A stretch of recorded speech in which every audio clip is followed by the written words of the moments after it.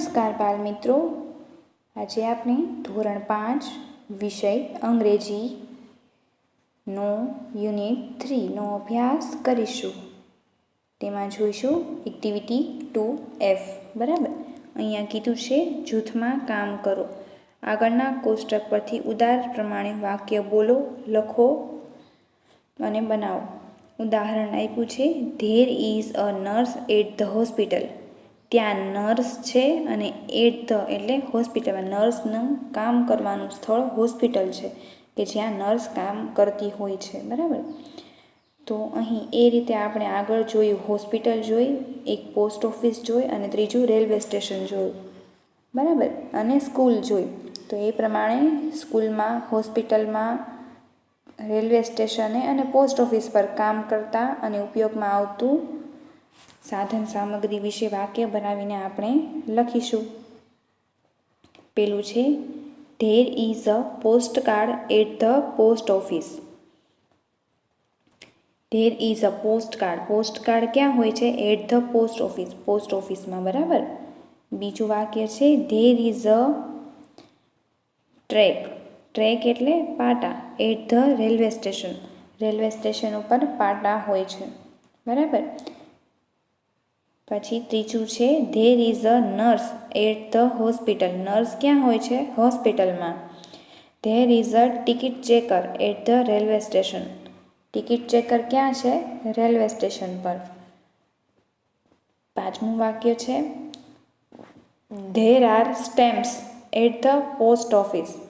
Stamps એટલે ટપાલો, ટપાલ ટિકિટો. એ ક્યાં મળે છે? પોસ્ટ ઓફિસ પર. છઠ્ઠું છે, there is a post box at the post office. Post box ક્યાં હોય છે? પોસ્ટ ઓફિસ પર. There is a chalk stick. Chalk stick એટલે જે ચોકથી ટીચર બોર્ડ વર્ક કરતા હોય તે. એટ ધ સ્કૂલ એ સ્કૂલ પર હોય છે, સ્કૂલમાં હોય છે. આઠમું છે, there is an enquiry window at the railway station. Enquiry window એટલે પૂછપરછની બારી. એ ક્યાં હોય છે? રેલવે સ્ટેશન ઉપર. There are passengers at the railway station. Passenger પણ ક્યાં જોવા મળે છે? યાત્રીઓ રેલવે સ્ટેશન પર. બરાબર. અને ધેર આર વેજીટેબલ્સ. શાકભાજી એટ ધ વેજીટેબલ શોપ. શાકભાજી ક્યાં હોય છે? વેજીટેબલ એટલે શાકભાજીની દુકાને. હવે છે એક્ટિવિટી 3. તમારી અને તમારા મિત્ર પાસે કઈ કઈ વસ્તુઓ છે તેની યાદી બનાવો. અહીંયા આઈ હેવ એટલે મારી પાસે. અહીંયા પેલું છે માય ફ્રેન્ડ હેઝ અને બીજો મિત્ર છે માય ફ્રેન્ડ હેઝ. પોતાની પાસે કોઈ પણ વસ્તુ હોય ને તો તેને આઈ હેવ તરીકે દર્શાવાય. મારી પાસે છે. મારા મિત્ર પાસે છે તેવું કેવું હોય? તો my friend has. My friend has. અહીંયા બે મિત્ર છે એ રીતે અહીં આપેલું છે. બરાબર.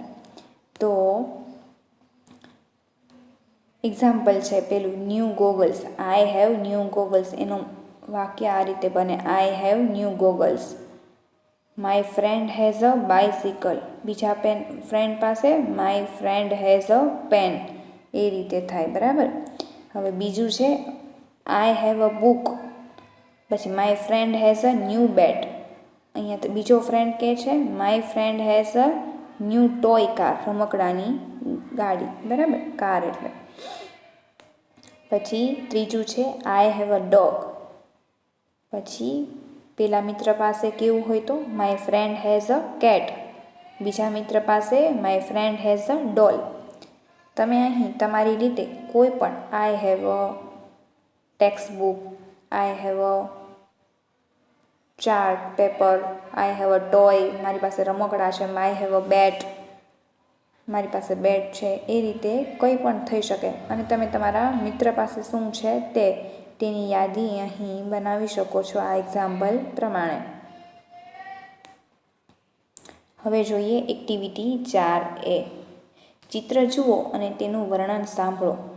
જોડીમાં બેસો અને તે વર્ણન મોટેથી વાંચો.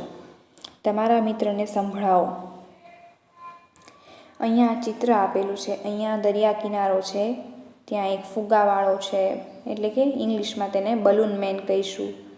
પછી અહીંયા એક ટેબલ છે, ટેબલ પર બેઠવા માટે વ્યવસ્થા કરેલી છે. અહીંયા એક હોડી બતાવી છે અને તેમાં મુસાફરી કરતા 2 વ્યક્તિ દેખાય છે. હવે એના વિશે આપણે સમજીએ. Look at this picture. શું કહે છે? Look at this picture. Look એટલે જોવું, એટ ધીસ એટલે તે, પિક્ચર એટલે ચિત્ર. આ ચિત્ર જુઓ. There is a seashore. There એટલે આ, અહીં. Is the seashore. સીશોર એટલે દરિયા કિનારો. આ દરિયા કિનારાનું ચિત્ર છે. Nehaben is Golu's mother. Nehaben is એટલે છે, ગોલુઝ એટલે ગોલુના એપોસ્ટ્રોફી એસ છે ને એટલે નોનીનું ના લાગશે ત્યાં, અને મધર્સ એટલે મમ્મી. There is a seashore. Nehaben is a Golu's mother. Nehaben ગોલુના મમ્મી છે. હવે બીજી લાઈન પર છે. રોહિતભાઈ ઇઝ અ ગોલુઝ ફાધર. ગોલુના પપ્પા રોહિતભાઈ ઇઝ એટલે છે, ગોલુઝ એટલે ગોલુના, ફાધર એટલે પિતા. રોહિતભાઈ ગોલુના પિતા છે. Pinku is Golu's sister. Pinku is એટલે છે, ગોલુઝ એટલે ગોલુની, સિસ્ટર એટલે બહેન. પિંકુ ગોલુની બહેન છે. રોહિતભાઈ હેઝ અ ન્યૂઝપેપર. રોહિતભાઈ એટલે રોહિતભાઈ, હેઝ એટલે પાસે, અ ન્યૂઝપેપર. અ ન્યૂઝપેપર એટલે ન્યૂઝપેપર. રોહિતભાઈ પાસે ન્યૂઝપેપર એટલે વર્તમાનપત્ર એટલે કે છાપું છે. He is reading the newspaper aloud. He એટલે તે, ઇઝ એટલે છે, રીડિંગ એટલે વાંચે છે, વાંચવું. ધ ન્યૂઝપેપર એટલે સમાચાર પત્ર. અલાઉડ એટલે મોટેથી એટલે સ્પીકરથી. સ્પીકર આપણે કેમ લાઉડ સ્પીકર કહીએ છીએ ને એ રીતે મોટેથી વાંચે છે. નેહાબેન. નેહાબેન ઇઝ એટલે છે, લિસનિંગ એટલે સાંભળે છે. The news. રોહિતભાઈ જે મોટેથી ન્યૂઝપેપર વાંચે છે તે કોણ સાંભળે છે? આ નેહાબેન સાંભળે છે. નેહાબેન એટલે નેહાબેન, ઇઝ એટલે છે, લિસનિંગ એટલે સાંભળવું, ધ ન્યૂઝ એટલે સમાચાર. She has a basket. અહીંયા આપેલું છે શી એટલે તેણી, હેઝ એટલે પાસે, અ એટલે બાસ્કેટ એટલે ટોપલી. તેની પાસે બાસ્કેટ છે. There R apples in the basket. There એટલે ત્યાં, આર એટલે છે, એપલ્સ એટલે સફરજન, ઇન ધ બાસ્કેટ એટલે ઇન એટલે અંદર, ને ધ બાસ્કેટ એટલે ટોપલી. ટોપલીની અંદર સફરજનો છે. Golu's and Pinku's are playing cricket. અહીંયા આ ગોલુ અને આ પિંકુ. ગોલુ એટલે ગોલુ, એન્ડ એટલે અને, પિંકુ એટલે પિંકુ, આર એટલે છે, પ્લેઇંગ એટલે રમવું, અને ક્રિકેટ એટલે ક્રિકેટ. ગોલુ અને પિંકુ ક્રિકેટ રમે છે. ગોલુ હેઝ અ બેટ. ગોલુ પાસે, ગોલુ એટલે ગોલુ, હેઝ એટલે પાસે, બેટ એટલે બેટ. ગોલુ પાસે બેટ છે, જો તે બેટથી રમી રહ્યો છે. પિંકુ હેઝ અ બોલ. પિંકુ એટલે પિંકુ, હેઝ એટલે પાસે, અ બોલ એટલે દડો. પિંકુ પાસે બોલ છે. There is a balloon man. શું કીધું છે? There is a balloon man. ત્યાં એક ફુગ્ગા, ધેર એટલે ત્યાં, ઇઝ એટલે છે, બલૂન મેન એટલે ફુગ્ગાવાળો. ત્યાં એક ફુગ્ગાવાળો છે. He has balloons. હી એટલે તે, હેઝ એટલે પાસે, બલૂન્સ એટલે ફુગ્ગા. તેની પાસે ફુગ્ગાઓ છે. They go for picnic by bus. શું કહે છે? ધે એટલે તેઓ, ગો એટલે જાય છે, ફોર એટલે માટે, પિકનિક એટલે ફરવા, બાય એટલે દ્વારા, અને બસ એટલે બસ. તેઓ પિકનિકમાં બસ દ્વારા જાય છે.